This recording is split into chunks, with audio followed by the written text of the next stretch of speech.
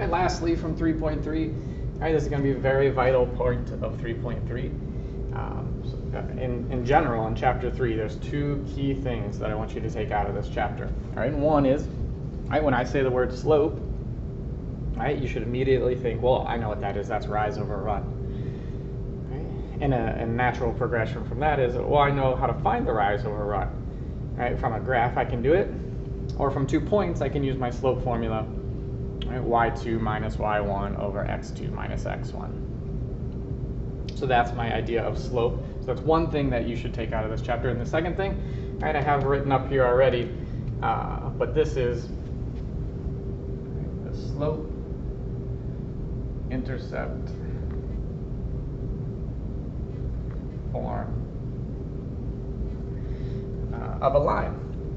Anytime we see a line that looks like this, y equals mx plus b, so when you hear line now, the immediate association that I want you to make is y equals mx plus b. Anytime you see the word line, y equals mx plus b.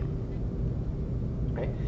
Right, and what it's describing, right, it has very particular pieces to it. So the equation of a line with a slope of m, so like we mentioned before, m is our variable that represents slope, so here's our slope.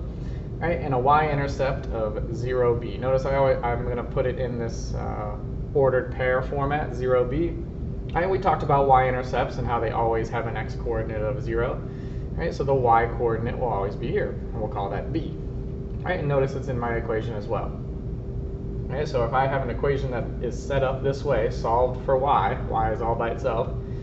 Right, mx plus b is very important because m, which would be the coefficient of x, is just going to be the slope, and b is going to be the y-intercept. So for example, if I wanted you to find, right, the slope and y-intercept, right, this seems like a daunting question, right, until I know this. Right? If I know y equals 2/3 x minus 4. I can say, oh, well, this equation is in my slope-intercept form, y equals mx plus b. Right? If it's in this form, I can just look at this equation and pull out the pieces of information that I want. Right? The slope, right, is going to be whatever the coefficient of x is. Right? Right? It is not the x. The x is not involved, it's just the m. So it's the m is the coefficient of x. So my slope is going to be, right, 2/3. There's a rise and a run. Right? So your slope should always be written as a fraction, a rise and a run. Right? Whereas your y-intercept should never be written as a fraction because it's not a fraction. A y-intercept is a point. Right? And all points are written as ordered pairs. We just know that all of our y-intercepts happen to have an x-coordinate of 0. And the y-coordinate is going to be whatever is this trailing constant term in the equation, -4. So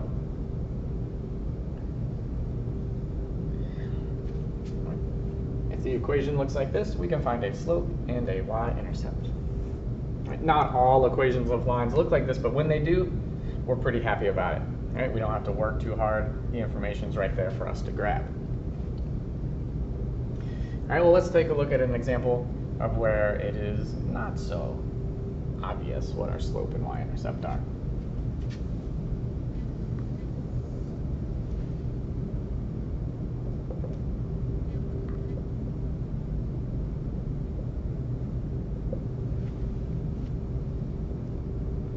I'll do 2 of these examples, and then I'm going to put more examples in another video so you can practice this on your own, because it's a very important skill. So, all right, 3x plus 5y is equal to 10. This equation, notice, it still has x's and y's in it. It's still a linear equation. When I'm looking for solutions, I'm looking for a way to graph it. But it's not in this form, y equals mx plus b. So let's make it happen. All right, we have the skill set to do this already. We just have to change our focus. Right, now we want to solve for y. I want y to be by itself, so we can make that happen. Let's just get rid of all the terms around the y term. So this 3x is in the way of the y term being happy. So if I wanted to eliminate the 3x from this side, I would have to add a -3x. All right, that'll cancel out these terms, but I also have to do it to the right side of the equation, -3x. Right, notice how I didn't directly put it below the 10. I want to make some sort of note here and just be careful. Right, these two terms are not like terms. This one is a variable term, this one is a constant term. There's no x's in it. So these two can't be grouped together. So that's why I didn't want to put them directly below each other, right? Because then you might mistakenly combine them.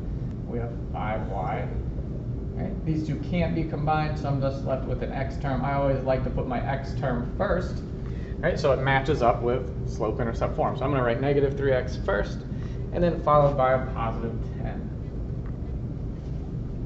Right? It's starting to look like slope-intercept form, not quite.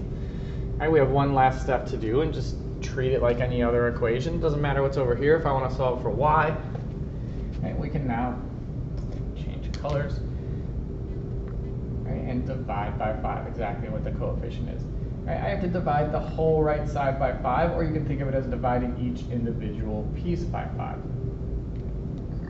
Right, every term needs to be divided by 5, and these will cancel. And we have y equals, right, simplify if we can. In this case, we can't. Right, plus 10 over 5, that would be plus 2. Right, so we converted this not so nice form of a line into slope-intercept form, which now we can answer our question. The slope of this line, right, is again the coefficient of x, so negative 3 over 5. Right, with the y-intercept, right, which is always written as a point starting with 0, 0, 2.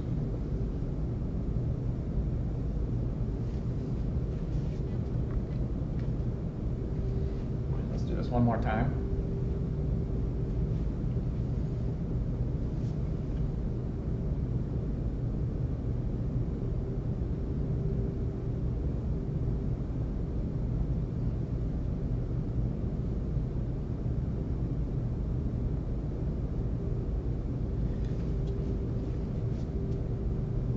X minus y equals negative 5.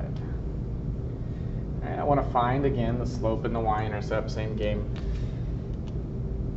Right, and we're going to play roughly the same game as above, follow the same sort of steps. Let's get this y term by itself. There's multiple ways to do this. I'm going to try to keep them consistent, though. And if I wanted to get this y term by itself, it seems like a nice first step to eliminate this x term. So this is positive 2x. Let's add a negative 2x to both sides. Again, being very cautious to not group these together. Variable term, constant term, can't group together. So we have negative y equals a negative 2x minus 5. And I still need to get rid of this negative. So remember, if there's a negative, treat that as a negative 1, if that helps. And say, well, I'm going to divide by this negative 1 and divide all my terms by negative 1. So y is equal to, okay, we can simplify this, negative divided by negative, that'd just be a positive 2x. And it's not a bad idea to leave it as 2 over 1, because remember, slope is a rise and a run, so it's okay to leave it like that. Although Math Lab will want you to write it in the most simplified form, so a whole number 2 is as simple as I can get. Right, and negative divided by negative would become a positive 5. This would be the nice way to write this line in slope-intercept form. Meaning we have a slope, right, which would be the coefficient, so 2, right, or 2 over 1, and the y-intercept, right, always going to be a point, 0, in this case 5. Right, so there's 2 good examples of how we can convert an equation into our nice preferred form of y equals mx plus b, finding that slope and y-intercept. All right, so in a second, in our next video, all right, we'll take a look at how do I use this information, how do I use this slope and y-intercept to help us graph a line.